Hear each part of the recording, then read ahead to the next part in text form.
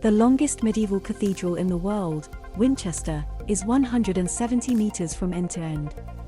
The new stations on the Elizabeth line are 240 meters or more long, and sometimes 9 or 10 stories underground.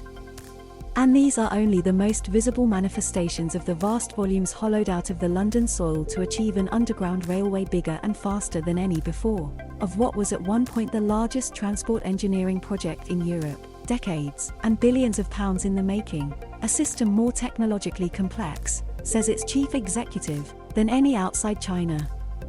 Sometime soon, those in charge won't be more specific than the first half of 2022.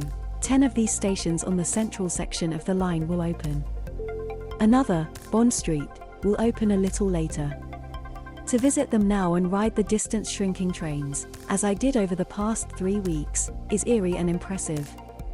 It is an alternate universe of London transport, hitherto unseen. Everything, trains, signs, lights, doors, is up and running.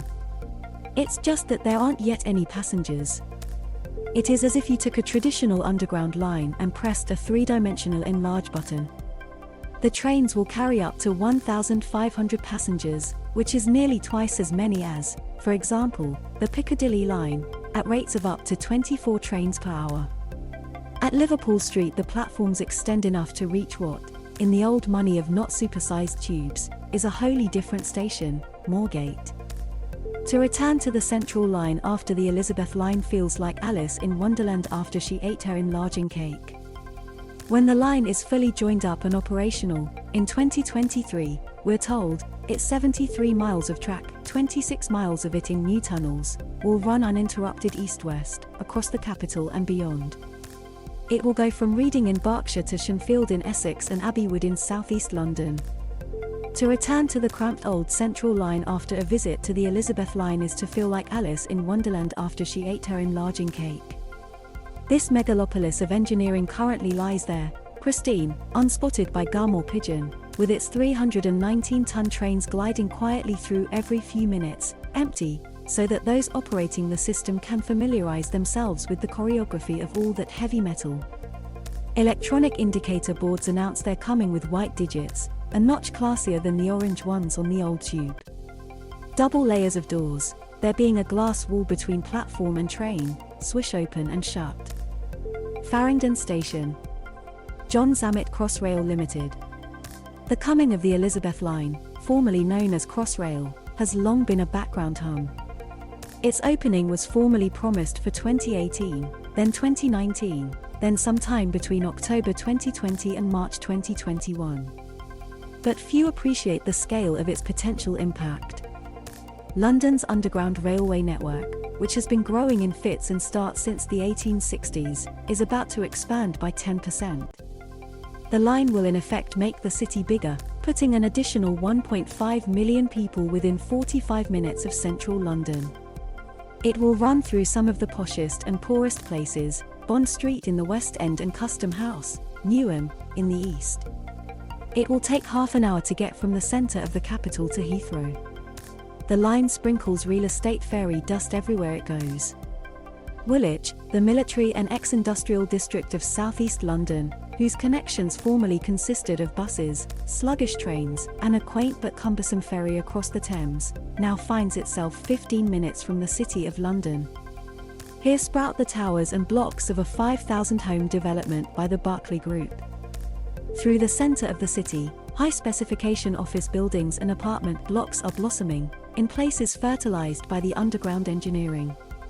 Enthusiasm for the line unites the Green Party's London Assembly member and former leader Sean Berry with the Prime Minister, Boris Johnson. "It's genuinely a really, really good project," she says. "It's game-changing for London." Johnson, as Mayor of London, called it a huge success for the UK economy and a transformative new railway. Lord Adonis, the former Labour Transport Secretary, calls it a huge boost to transport capacity in London, a huge extension of the effective commuting zone into central London. The dig uncovered pieces of a woolly mammoth's jawbone, flint tools, Roman coins, Tudor shoes and numerous skeletons. All of which raises questions. The spirit of the project is that of an era of London boosterism, when it seemed that this world city could only become bigger, richer and more dazzling, and that this direction of travel would without question be magnificent and beneficial to the whole country, an attitude that took a severe knock with Brexit and has received more blows since. The pandemic reduced the attractions of drawing millions into densely populated city centres. If working from home, at least some of the time, is here to stay, a giant people-moving machine might become less essential.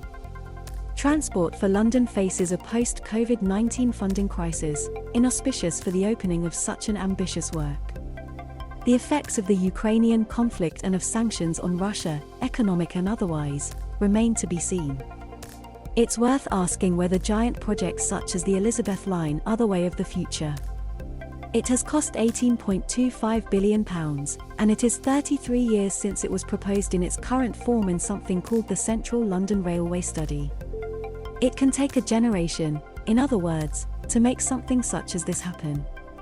Since we are in a climate emergency, whatever environmental benefits may come from further such splurges on public transport, which incur upfront carbon and energy costs in their construction, may now come too late. Some gurus of mobility argue that driverless electric cars, by using road space efficiently and removing the environmental problems of petrol and diesel, will eventually push urban railways towards obsolescence. Woolwich's Elizabeth Line station with strips of regimental colour on its bronze-clad columns. Crossrail Limited. And, given that the government has expressed its belief in levelling up other parts of the country, especially in the Midlands and North, huge investment in London's already extensive transport infrastructure may seem less compelling now than in the past. "I'm sure it's a splendid piece of technology," says John Whiteleg, visiting professor at Liverpool John Moores University and an expert in sustainable transport, "but the government told Liverpool it couldn't have a tram system. How dare we spend £18 billion on Crossrail?" The essential characteristics of the Crossrail concept are that it is a big, fast train that goes from one side of the capital to the other, a heavy railway placed underground. Its origins go back at least to the 1940s, when it was proposed as part of the post-war reconstruction of London. The name Crossrail came out of a 1974 study that estimated its cost at £300 million. The 1989 Central London Rail study developed the concept, and further work was done in the 1990s and 2000s. Still, though, central government balked at paying for it. The financial crisis of 2008 seemed to put the project in jeopardy. How could such expenditure be justified when the government was running out of money? But an Act of Parliament was passed and both main parties committed to building it. Contractors were appointed, preliminary works started, land acquired, obstacles, which included the venerable London Astoria music venue near Tottenham Court Road, demolished. Quick Guide 6 of the Elizabeth Line star stations, by Rowan Moore show Paddington. The station at Paddington, designed by Weston Williamson, descends in a deep chasm from the former taxi rank alongside Isambard Kingdom Brunel's famous Victorian terminus. Sturdy columns and large disc-shaped light fittings give a sense of substance and scale. The 120-metre glass canopy above is printed with Cloud Index, a changing image of the sky by the American artist Spencer Finch, which is part of the line's extensive programme of public art. Bond Street. Like most of the Elizabeth Line central stations, Bond Street comes with significant new development above ground, including a large new commercial building in Hanover Square. Colonnades around the entrances have been designed by the architects John McCausland Partners to give a great sense of openness and civic presence. It has been called the line's problem station, with an increase in budget from £111 million to £660 million, and its opening will be delayed. Tottenham Court Road. The new station exits at one end at the foot of Centre Point, the famous and now listed 1960s tower. At the other it emerges into the heart of Soho. The architect's Hawkins/Brown has given them daytime and nighttime characters, one bright and airy, the other finished in dark terrazzo. At platform level there is a network of Grimshaw-designed tunnels and passages, luminous and uncluttered. Liverpool Street. The length of the Elizabeth Line platforms means that those at Liverpool Street reach to the next station on the old underground system, Moorgate. A long subterranean avenue runs from one to the other, with the curving concrete-clad vaults that Grimshaw architects